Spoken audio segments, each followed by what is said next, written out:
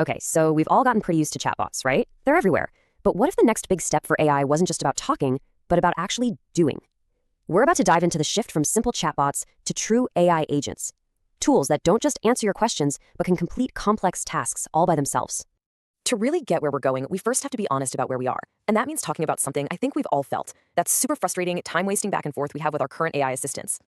I mean, come on, you've been there, right? That feeling of typing this exact phrase, or, some version of it, over and over and over again. This one simple, annoying moment is really the core of the problem with almost every AI we use today. This endless back and forth actually has a name. It's called an open loop. The AI does a little bit of work, then it just stops and waits for you. It's waiting for you to check its homework, find all the mistakes, and then tell it what to do next.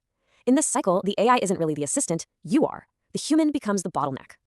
So, this is the big idea, the huge leap forward. What if we could just take the human out of that repetitive feedback cycle? What if the AI could test its own output, identify its own mistakes, and just keep working on it until the job is actually truly done?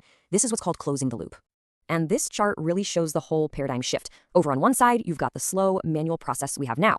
And on the other, you have the future, a closed-loop agent. Now, the key here isn't just that it works on its own. The real magic is that it can prove the job is done, and done correctly, without ever needing you to step in and check its work. And this is what the new kind of instruction looks like. You're not just asking for a feature anymore. You're telling it to use specific real-world testing tools like Playwright to prove that it works. This is a command with its own success criteria baked right in. You are defining what done looks like, and believe me, that changes the entire game.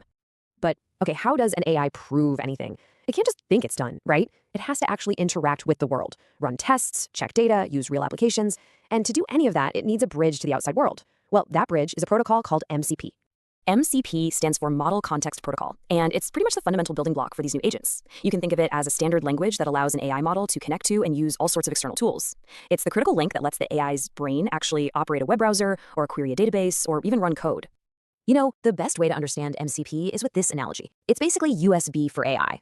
Remember the absolute nightmare of different plugs and drivers for everything before USB came along and created one standard that just worked? That's what MCP is aiming to do for AI. Create a single universal way for any agent to connect to any tool. Simple. Now, for this whole closed loop thing to really work, the agent needs two things. First, verification. A crystal clear, totally testable definition of done. It needs to know exactly when the job is finished. And second, observability. It needs the tools to see and understand its own progress, letting it do things like read logs or check performance, just like a human developer would, so it can find and fix its own mistakes along the way. Okay, this all sounds incredible, almost like science fiction, but it's really important to stay grounded. This is brand new, cutting-edge technology. So let's take a look at the actual data and ask a tough question.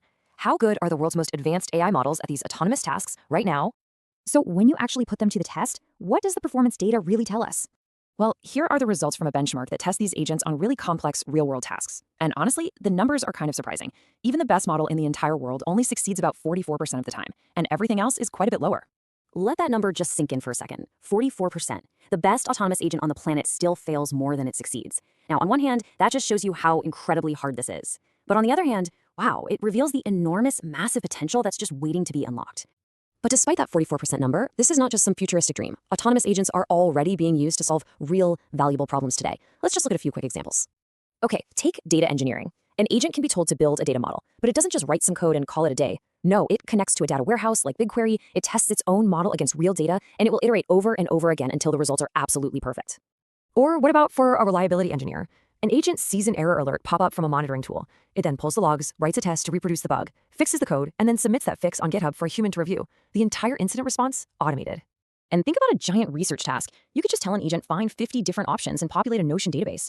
It would then go create the database, scrape the web for all the information, and meticulously fill out every single entry until the project is 100% complete. No more mind-numbing copy-pasting. So that really leaves us with this final thought. Today's best agents succeed 44% of the time. The journey from where we are now to 90% and maybe even beyond is where the next true AI revolution is going to happen. The real question is, what does our world look like when we finally get there?